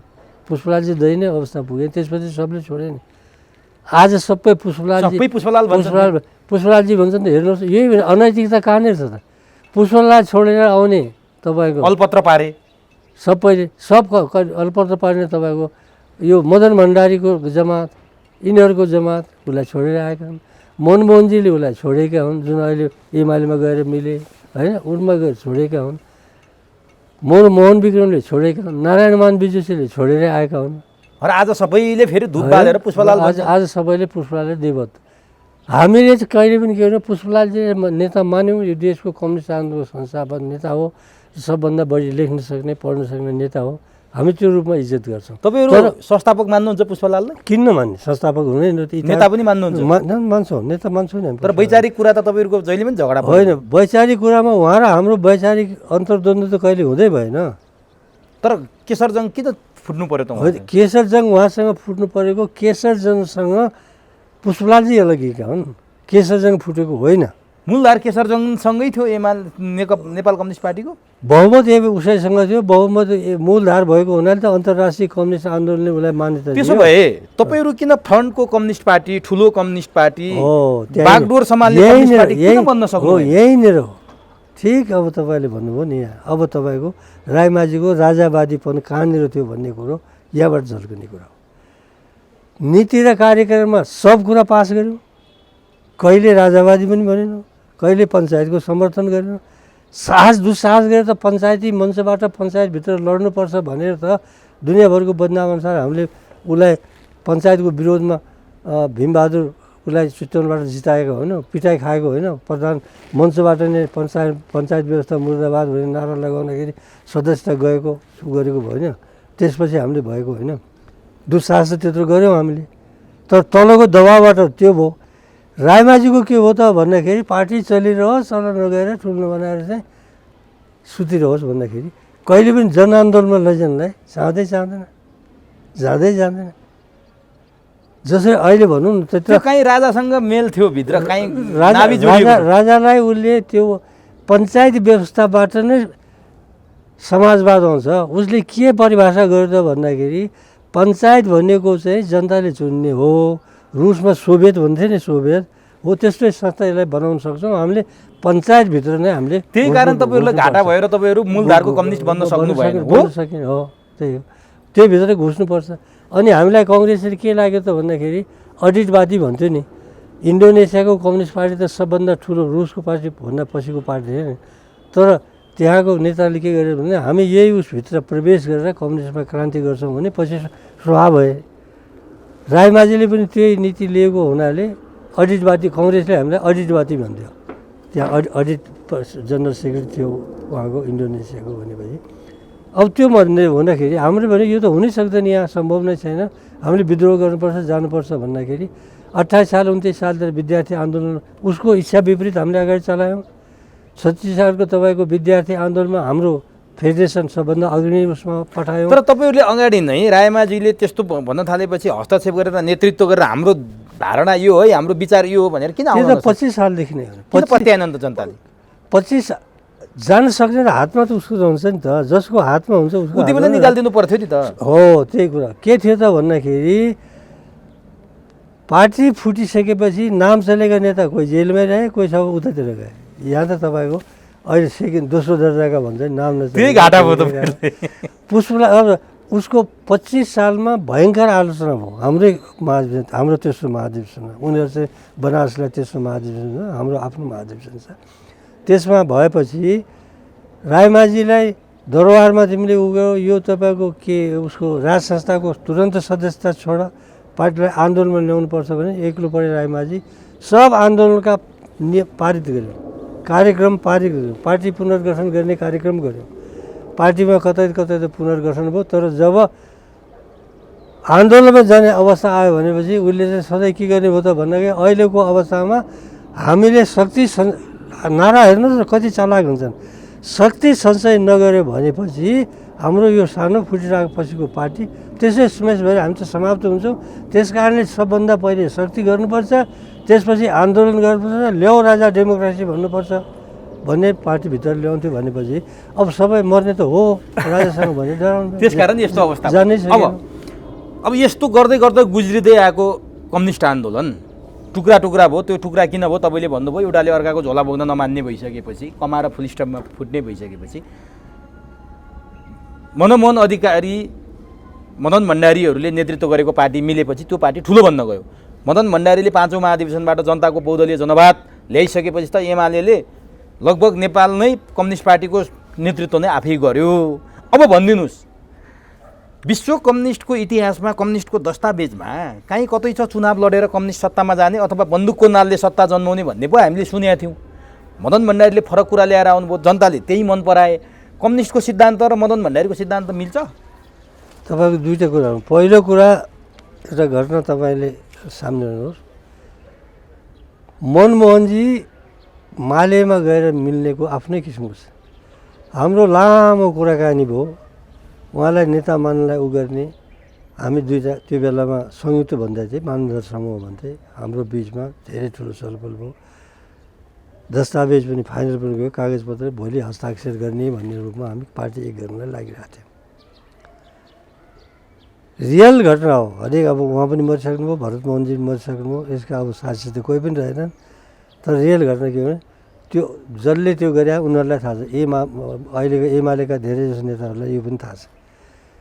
त्यो ऊ भइसकेपछि मनमोहनजीलाई हामी यो बनाउँछौँ, नेता बनाउँछौँ, अध्यक्ष बनाउँछौँ अथवा यो गर्छौँ भन्दाखेरि उहाँलाई भोलि हामीले यसमा हस्ताक्षर गर्ने समारोह गर्ने भन्ने सहमति भएर उठेर आइसकेपछि भोलि उहाँले खबर के पठाउन थाल्नुभयो त भने तपाईँहरूसँग एकता गर्नलाई भइसकेपछि अब त्यो के उनीहरूले अब कता के गर्यो होला नि कहाँ कहाँ होइन भनेपछि उहाँले भोलि गएर म विराटनगर जानुपर्ने भयो र त्यहाँबाट आएपछि मात्रै दस्तखत गरौँला भनेपछि मदन भण्डारीले खोसेर लगे। अब भनेपछि अब खोसेर के अरे खोसेर भनेपछि उहाँ त विराटनगर होइन पोखरा जानु भएको छ बुझ्नु भएन।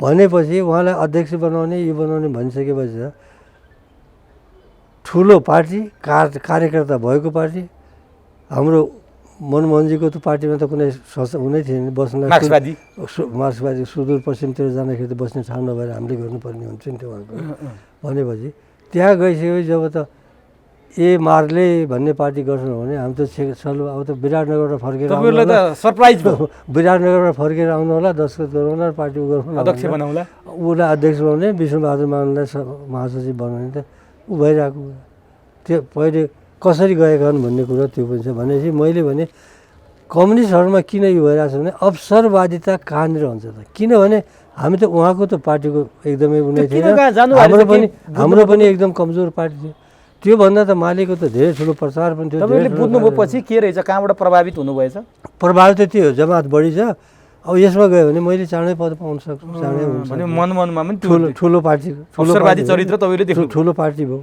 होइन भन्ने कुरा पनि भयो। उहाँ इमान्दार हो घुस खाएन उ गरेन त्यो बेग्लै कुरा हो तर अवसरवादी रहेछ। तर के त भन्दाखेरि हाम्रो कतिले उहाँ जिउँदा सञ्जयसम्म सबैले उहाँलाई पिपलपाती भन्थे मनमोहनजीले सबैको त्यो उहाँको टाइटलै हो मनमोहनजीको। अब उहाँ मरिसकेपछि अब अहिले तपाईँको अब मदन भण्डारीले जुन नीति ल्याउनु भयो नि तपाईँ रसियामा पनि गएर कम्युनिस्ट पार्टी बुझेको विश्व कम्युनिस्टको कुरा अध्ययन गरेको अनुसन्धान गरेको तपाईँ धेरै अध्ययन अनुसन्धान गर्ने कम्युनिस्ट नेताहरूमा पर्नुहुन्छ। मदन भण्डारीले जुन जबज ल्याउनु भयो नि कम्युनिस्ट पार्टीले एउटा कम्युनिस्ट पार्टी त स्वाभाविकले प्रगतिशील क्रान्तिकारी त्यस्तो तरिकाबाट सत्तामा जाने हो कि बन्दुकको नालबाट जाने भन्ने कुरामा मैले सोधेँ। यो के थियो भन्दाखेरि हेर्नुहोस् 60को उसमा चाहिँ मास्कोमा जुन अन्तर्राष्ट्रिय कम्युनिस्ट सम्मेलन भयो कम्युनिस्ट सम्मेलनले के भन्यो त भन्दाखेरि अहिलेको विश्वमा यत्रो ठुलो समाजवादी शिविर छ सारा देशलाई सहयोग गरिरहेछ फल्ना छन् कम्युनिस्ट पार्टीलाई सहयोग गरिरहेछ भन्दाखेरि अब अलिकति पनि मिहिनेत गऱ्यो भने संसदीय निर्वाचनबाट पनि कम्युनिस्ट पार्टी सत्तामा जान सक्छन् लडाइँबाट मात्रै होइन। अब किन त्यो बेला त अब आणविक त्यत्रो शीतयुद्धको बेलामा चलिरहेको बेलामा सबै ठाउँमा लडाइँ गरेर जित्न सक्दैन तेस्रो विश्वमा त अवस्था रहेन। तेस्रो विश्वको लागि हामी जस्ता देशहरूको लागि जान सक्छन् तर त्यहाँ कम्युनिस्टहरू सत्तामा गयो भने पनि समाजवाद लागू गर्न सकिँदैन।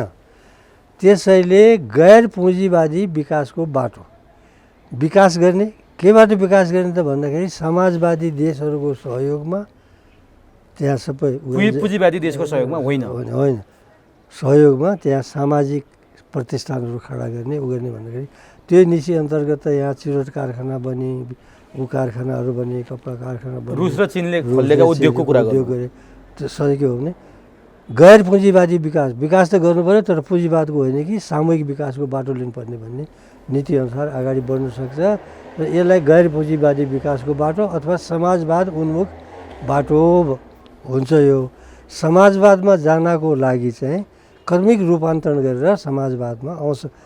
समाजवादको लागि औद्योगिक विकास पनि चाहियो शैक्षिक विकास पनि चाहियो जनतामा चेतना पनि चाहियो कृषिको विकास चाहियो।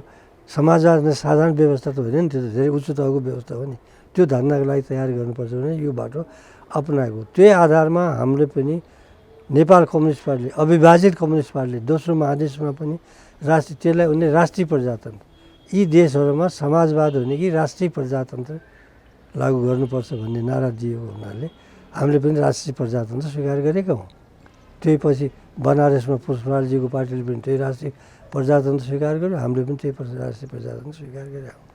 र त्यस कारणले यो के थियो त भन्दाखेरि अहिले नेपालको सबभन्दा ठुलो सौभाग्य के थियो भने चुनावकै माध्यमबाट 2/3 बहुमतको सरकार बन्नु सकेपछि मैले अस्ति उसमा लेखेको नयाँ पत्रिकामा यो तपाईँको यो के अरे सांस्कृतिक माओवादमा उसमा होइन नयाँ च्याप्टर लेख्न सक्ने अवस्था छ जुन 60 सालको जुन ऊ थियो प्रस्तावना जान सक्छ भने जान सक्छ भन्ने रियालिटी दिनुपर्ने असो भन्दाखेरि जान सक्छ भन्ने जान सक्दो रहेछन्। यहाँ त एक्लै गयो हो। तपाईँको लेटिन अमेरिकामा त कम्युनिस्ट पार्टीहरू मिलेर त कतिचोटि वामपन्थी सरकार बने, कतिचोटि डुबाए, कतिचोटि कमिसन गरे, कतिचोटि समाप्त गरे। भनेपछि मदन भण्डारीले ल्याएको लाइन ठिक थियो। मदन भण्डारीको लाइन जुन त्यो बेलासम्म यिनीहरूको 35 सालमा एमाले गठन हुँदाखेरि पनि झलनाथी अझ जिउँदै हुनुहुन्छ नि सबै। यिनीहरूले चारू मजुमदारको लाइनलाई छोडेर गठन भएका होइनन्। क्रान्तिको बाटो त्यही हो। उनीहरूले त्योभन्दा अर्को बाटो लिएर लिएका होइनन्। त्यसमा जाँदाखेरि त्यहाँबाट तपाईँको सिपीलाई गरेर निकालियो, झलनाथजीलाई ल्यायो, झलनाथजीलाई त्यसरी निकाल्यो। त्यो जुन सङ्कीर्णता किन भन्दाखेरि तपाईँको यो 48 सालको निर्वाचन अगाडि हाम्रा अनेकौँ बैठकहरू भए। जब हामी चाहिँ पहिलेदेखि वाम प्रजातान्त्रिक एकता भन्ने 32-34 सालदेखि वाम प्रजातान्त्रिक एकता नभएर पञ्चायतलाई ढाल्न सकिँदैन भन्ने हाम्रो नीति। अब अरू हामी बाहेकका कम्युनिस्टहरू चाहिँ कङ्ग्रेससँग नजिकै जान नहुने भन्ने नीतिवाला रहे। पार्टी उसलाई समाप्त गर्नुपर्छ भन्ने। बिपीले कङ्ग्रेसहरूसँग कम्युनिस्टहरू नजिकै पनि नहुने नीति लिएका भए। तर हामी चाहिँ यो नभएर हुँदैन भन्छ नि। पुष्पलालजीले चाहिँ कङ्ग्रेस र कम्युनिस्टको एकताको नारा दिएको थियो भन्दाखेरि त्यो नारा हो। हामी त्यसका सही रियल उसमा जन्मदाता त हामीले कङ्ग्रेससँग भनेनौँ, वाम र प्रजातान्त्रिक भनेपछि कङ्ग्रेस पनि बुझ्ने कुरा हो। हाम्रो वाम प्रजातान्त्रिक आयो, उहाँले कङ्ग्रेससँगको एकता भनेपछि त्यस अवस्थामा हामी अगाडि बढ्दै गएको। भनेपछि मदन भण्डारीले ल्याएको नीतिबाट पनि मदन भण्डारीजीले जुन ल्याए नि त्यो सङ्कीर्णताबाट 46 सालमा जब गणेश मानजीले सँगसँगै त जान सक्छौँ, बिपी मरिसकेपछि गणेश मानले तिमीहरूसँग जान सकिन्छ, तर तिमी त 10औँ जना छौ, कोसँग जाने, एउटा भएर आऊ तब मिल्छौँ भनिसकेपछि हामीले चाहिँ वाम मोर्चा गठन गर्ने धेरै प्रयास गऱ्यौँ।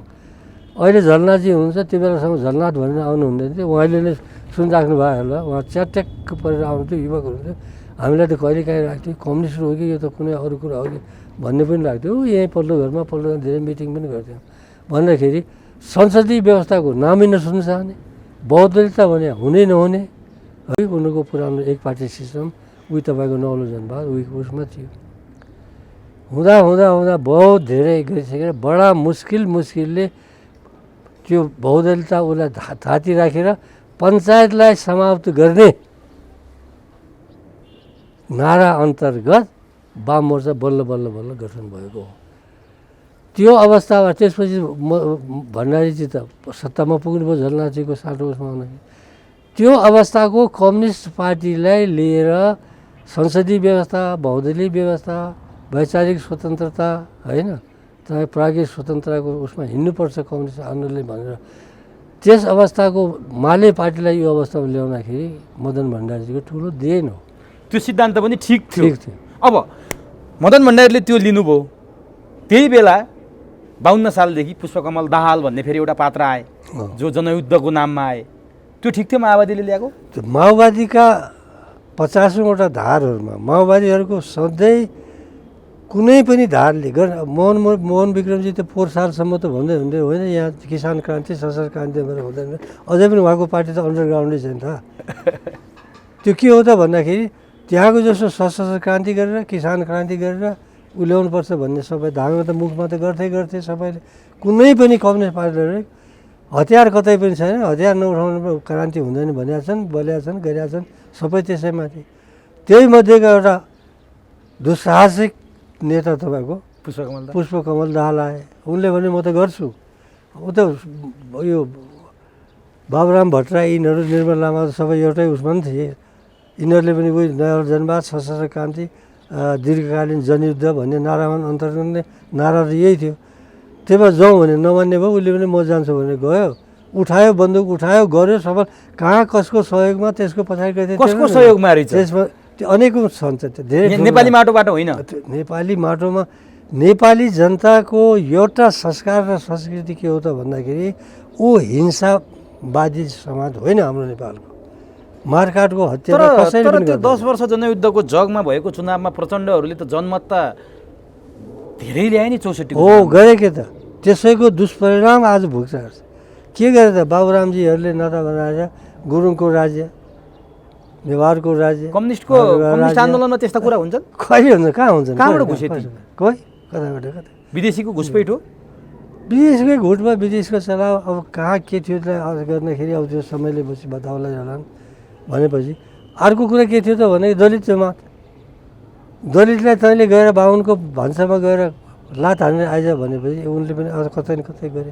सबभन्दा बढी त दलित नै मरे, जनजातिका नै मरे। जनजातिलाई बाहुनले गर्दाखेरि तँलाई यसो चिसेर राखेको छ भन्दाखेरि बाहुनको विरोधमा आन्दोलन खडा गर्दाखेरि देखा छन् सबै जनजाति। माओवादी जनयुद्ध गलत थियो, एकदमै गलत हो। इतिहासै साबित गरेँ मैले भन्नुपर्ने कुरा हो। जब न अगाडि जान सक्ने न पछाडि फर्कन सक्ने अवस्थामा बाध्यतावश एउटा सफ्ट ल्यान्डिङको बाटो खोजेर बारबुदे सहमतिमा प्रचण्डजी आएका। अगाडि जान सक्ने बाटो छैन, पछाडि फर्कने के आधारमा फर्कने। मैले त्यस बेला धेरै लेखहरू लेखेँ, तिमीलाई फर्किने बाटो हुँदैन है पुष्पलाल, मलाई मार्ने, तँलाई मार्छौ भन्ने धम्की पनि आएको तपाईँलाई? मलाई मैले लेख्ने पहिले धेरै लेखहरू छन् मेरो। त्यो कहाँनिर गल्ती छ? माओवादीबाट मार्छौ भने धम्की तपाईँलाई आयो? माओवादीका केटा होला न, पार्टीबाट हो कि कता म त भन्न सक्दैन। मैले के पनि लेखेँ, लास्ट लेखमा के लेखेँ, जुन बन्दुक आज तिमीले गरी जनताको विरोध उठाइरहेका छौ त्यही बन्दुक तिम्रो विरोधमा उठ्ने निकट भविष्य समय आउँछ भन्ने लेखिसकेपछि, अहिले त्यही हो आएको। लेखिसकेपछि अनि मलाई त्यो धम्की आएको होइन भनेपछि आखिर भयो के त? पुष्पलालजीको विरोधमा बन्दुक त खडा भयो त, तितर बितर गरे पनि अहिले उसो। आज हिजो के भन्नु त, अब खड्गओलीजीले सारा पहिलेका बाल सेनाहरू युद्धहरूको सब सङ्गठित गरेर म तपाईँहरूलाई हेर्छु, जबकि यत्रो वर्षसम्म उसैको नेतृत्वमा सरकार हुँदाखेरि त्यो प्रश्नलाई अगाडि बढ्नु नदिया।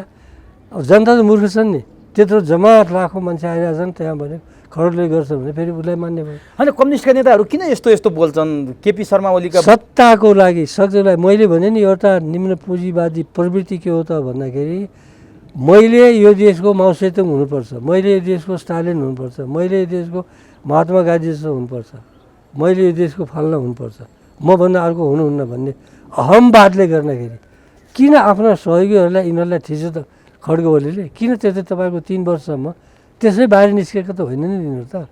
जब कतै पनि ठाउँ नै पाएन भन्दाखेरि अब के गर्ने त भने छटपटाइरहेको नेता झलनाचीहरू।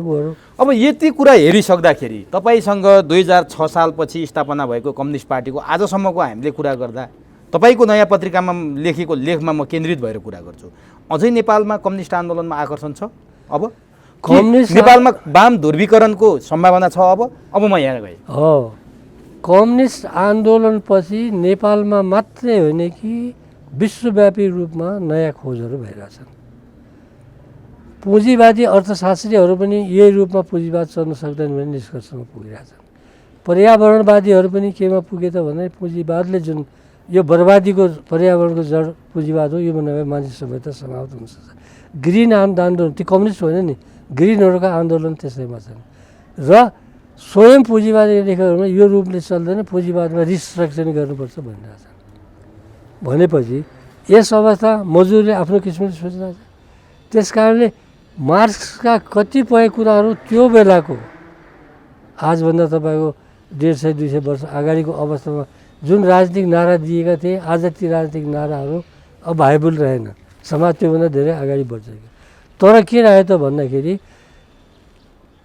पुँजीको शोषणबाट जनताले मुक्ति पाउनुपर्छ, समानताको आधारमा राज्य सत्ता खडा हुनुपर्छ, उच्च तहको समाजवाद भनेको बुर्जुवा प्रजातन्त्रमा केही सीमित धनी मानेहरूले संसद क्याप्चर गर्छन्, उनीहरूको प्रजातन्त्र हुन्छ।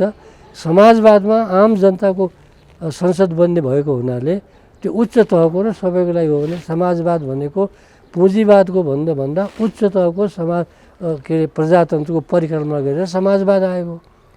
तर आज त्यो अवस्थामा जानको लागि चाहिन्छ भन्ने जुन भनाइ हो उसको प्रजातान्त्रिक तर पुँजीवादी प्रजातन्त्र भन्दा उच्च तहको प्रजातन्त्र चाहिन्छ जुन भन्ने मार्क्सको बेसिक कन्सेप्ट हो।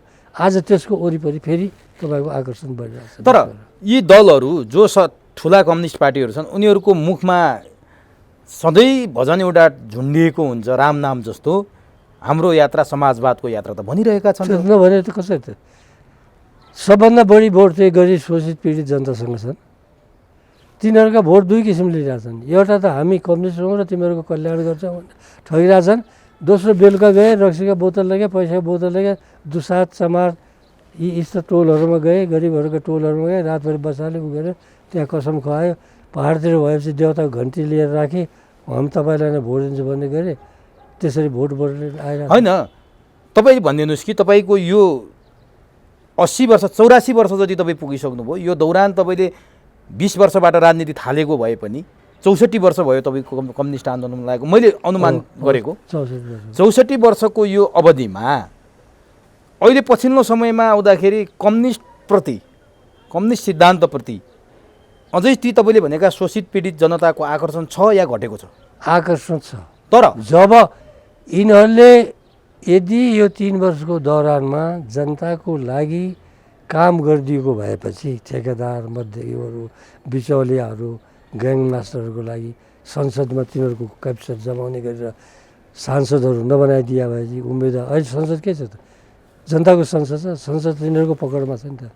बनाइदिएको भए जनताले यो देशबाट 50 वर्षको लागि पनि कम्युनिस्ट आन्दोलन स्थायी गर्ने गरेर अब सम्भव छ त यिनीहरूले गरेको कामले? अब सम्भव त्यही मैले भनिरहेको छु। सम्भव के छ त भन्दाखेरि यत्रो ठुलो जमातमा धेरै कम्युनिस्टहरू छन् बर्बाद भयो भने, एमाले भित्र नै छन्, माओवादी भित्र नै छन्। त्यसलाई पुनर्गठन गर्न सक्ने चन्द्रदेव जोशीसँग क्षमता हैसियत छ? चन्द्रदेव जोशी वृद्ध पनि भयो होला, आर्थिक रूपले पनि नभयो होला। तर मेरो आह्वान चाहिँ युवा जाँगरवाला जुन कम्युनिस्ट आन्दोलनलाई पढिरहेछन्, बुझिरहेछन्, अहिलेको आन्दोलन कम्युनिस्ट आन्दोलन होइन भनेर धेरै वामपन्थीहरू, कम्युनिस्टहरू विचार आइरहेछन् नि। मेरो आह्वान यिनीहरूलाई हो, आऊ अगाडि बढ, एउटा चुनाव हार्लो, दोस्रो चुनाव हार्लो, त्यो केही छैन। तर कम्युनिस्ट पार्टीले जिउँदो बनाउनु। तर मान्छेहरूको के छ भने नि भनाइ, हामी ती मान्छेहरूसँग कुरा गर्छौँ जो तपाईँले भनेका शोषित पीडित जनसमुदाय छन्, उनीहरूसँग कुरा गर्दा अब उनीहरूको मस्तिष्क र मथिङ्गलमा के कुराको प्रभाव छ भने कम्युनिस्ट भनेको यो रहेछ कि बाख्रालाई हरियो घाँस देखाएको जस्तो घाँस देखाइदिने, जहिले नि क्रान्तिको नाममा, शोषित पीडितको उत्थानको नाममा, उत्पीडित जनताको उत्थानको नाममा घाँस देखाउने हरियो, पछाडि चक्कु राख्ने र जब घाँस खान आउँछ चक्कुले घोपेर मार्ने। कम्युनिस्ट भने त त्यो रहेछ भन्ने भ्रम एकदम ठिक। किन आएछ त्यो? किन भन्दाखेरि यिनीहरूका व्यवहारले गर्दाखेरि सत्ता, मैले भने सत्तामा त को भयो? मनमोहनजी प्रधानमन्त्री भएनन्, प्रचण्डजी प्रधानमन्त्री भए, माधवजी भए, झलनाथजी भए, बाबुरामजी भए, खड्गौली भए, गिनेश नेता त सबै त प्रधानमन्त्री भइसकेका छन्, मन्त्री भए, सहायक के भन्छन् सहायक प्रधानमन्त्री भए। कम्युनिस्टहरू पछिल्लो समयमा सत्तामा जुन बेला पनि चाह्यो भने आफ्नो किसिमको कार्यक्रम लगाउ गर्न सक्ने, जनताको लागि के गर्यो गर्न सक्ने, प्रेसर गर्न सक्ने अवस्थामा गिरिजाईको मन्त्रीमण्डलमा त्यो अवस्थामा थिए। तर जनताको लागि तिनीहरूले काम गरे। उल्टो के गरे त भन्दाखेरि कतैबाट बाटो पाएर राजनीतिको माध्यमबाट माथि गएर आफ्नो लागि गरौँ भन्ने बाटोमा गए। जाँदाखेरि त के भयो त भन्दाखेरि जनताको लागि घाँस त देखायो, मार्क्सवादको घाँस त देखाइदिए।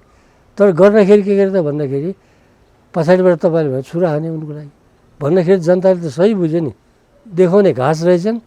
कम्युनिस्टहरू होइन, सिङ्गो कम्युनिस्ट भन्ने कुरा होइन कि यहाँका कम्युनिस्टहरू जसले सत्ता चलाए, जसले शक्ति लिए, यी कम्युनिस्टलाई त यही कम्युनिस्टहरू यिनीहरूमा कम्युनिस्ट चरित्र छ छैन?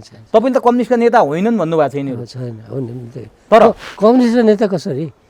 जुन मान्छेलाई तपाईँको यो अवस्था थाहा छैन कि मेरो देशको शोषित पीडित जनताको उद्धार गर्ने, मैले किन बाबुरामसँग राजीनामा दिनुपर्ने? यो एउटा प्रमुख कारण के पनि हो। एउटा त मेरो विचारमा मिलेन, यो तपाईँको भ्रष्टाचार मत होइन, राष्ट्रपति र उसँग पनि सम्पर्क बढ्यो भन्ने हो।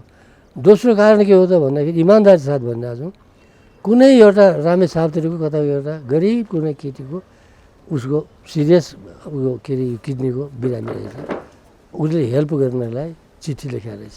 तपाईँलाई होइन, सरकारलाई मद्दतको लागि।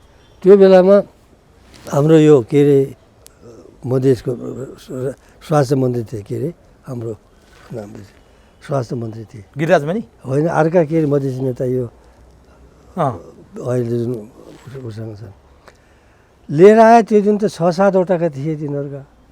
के लिए त यिनीहरूलाई सहयोग मागेको छ भने त्यो फैलाए त्यहाँ भन्दाखेरि यो कसको हो? यो फल्नाकोसँग। कसको छ? सिबारी फल्नाको छ।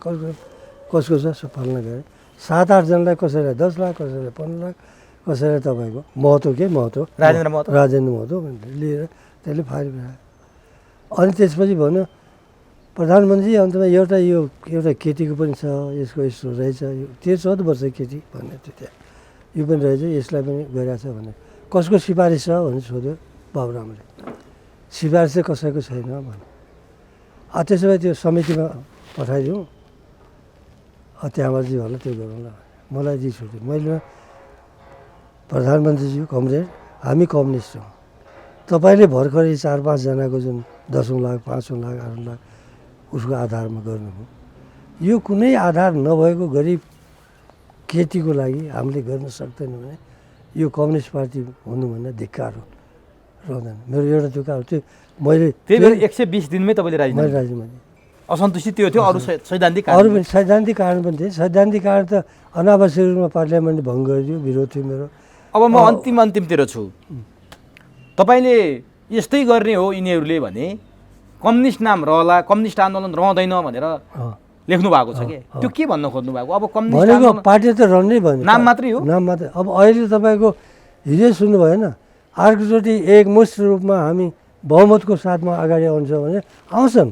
आजको विश्व परिस्थितिमा अमेरिकाको ट्रम्प त मलाई हराइदियो विदेशीहरूले भनेर त्यत्रो गरिरहेछ भनेपछि नेपालमा माधव नेपालजीलाई अथवा गिरिजालाई उसलाई के अरे यो देवालाई हराउनु कुनै ठुलो कुरा छैन नि त। त्यसो भए भनिदिनुहोस् त, तपाईँ यति आरोप लाउनुहुन्छ यिनी कम्युनिस्ट चरित्रका छैनन् भन्नुहुन्छ, जनताको कुरा सुन्दैनन् भन्नुहुन्छ। हिजो केपी ओलीको पक्षमा चितवनमा मानव सागर हेर्नुहोस् त, अहिले पनि प्रचण्ड गएर भाषण गर्दा त्यस्तै हुन्छ, माधव नेपालले गरेका छन् त्यस्तै छ, शेरबहादुरले गरेका छन् त्यस्तै छ। तपाईँले गर्दा मान्छे हुँदैनन्, मान्छे जम्मै ती छन्, अनि कसरी सम्भव छ? मान्छे हामी त्यत्रा अरबौँ रुपियाँ खर्च गरेर ल्याउने उसमा पनि छ। दोस्रो कुरा, तपाईँ गएर त्यहीँ गएर यहीका यिनीहरू जुन भएको थियो नि ठुल्ठुला भाषणहरू आज रौतहटबाट पनि यहाँबाट आएको थियो, धेरैजना चिन्छ।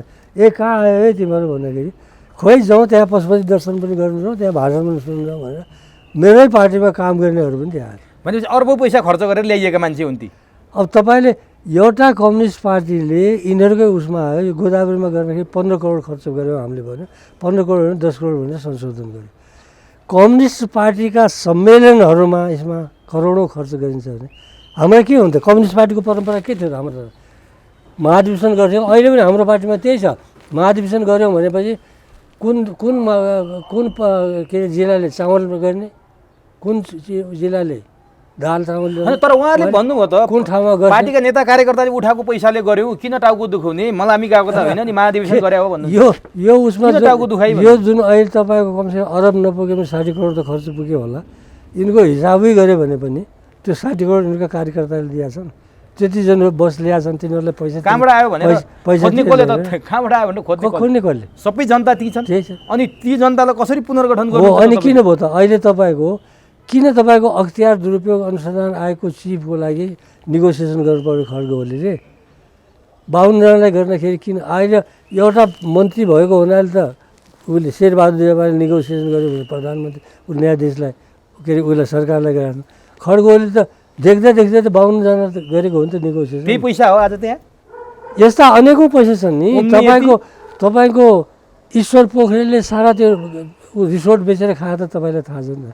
3 वर्ष 4 वर्ष कन्ट्र्याक्ट सधैँ आगा गर्नु पर्थ्यो, उहाँको उसको गर्ने त थाहा छँदैछ नि। चिया बगानको तपाईँको अरबौँ सम्पत्तिको लागि कसरी किन दिए त? त्यसो भए कम्युनिस्ट आन्दोलन पुनर्गठन कसरी सम्भव छ? कसरी सम्भव छ भन्दाखेरि कम्युनिस्ट विचारधाराप्रति कन्भिन्स भएका, कम्युनिस्ट विचारधारालाई कम्युनिस्ट आन्दोलन अगाडि बढाउन सकिन्छ र आजको परिस्थितिमा बढाउन सकिन्छ। यस्तो परिवारले, पुँजीवादी परिवारले समाजलाई पार लगाउँदैन, समानता कुनै आधारमा जानुपर्छ भन्ने जुन थिङ्कर युवकहरू छन् परिवर्तन चाहने, ती युवकहरूले साहस गरेर गठन गरेर नारा दियो। मैले यिनीहरूलाई कङ्ग्रेसलाई पनि भने उसलाई किन तिमीहरू गरिरहेको छ, एउटै नारा देऊ न, गाउँ गाउँ जाऊ, भ्रष्टाचारको विरोध गरौँ। तर तपाईँलाई मेरो प्रश्न अन्तिमतिर जस्तो मान्छे त पैसाको पछि दौड्दो रहेछ, पुँजीको पछि, विचारको त मतलब राखेको छैन नि, कसरी विचारको अब बहस हुन्छ त? हो त्यही त हो नि, विचार। तपाईँ विचारका कुरा गर्नुहुन्छ, तपाईँसँग पुँजी छैन, उनीहरू पुँजीका कुरा गर्छन्, जनता त्यही छन् आकर्षित। तर एब्सोल्युट रूपमा यसलाई नहेरौँ, त्यसको उसमा तामझाम बढी हुन्छ, मान्छेहरू देखिन्छन्, जम्मा हुन्छन्।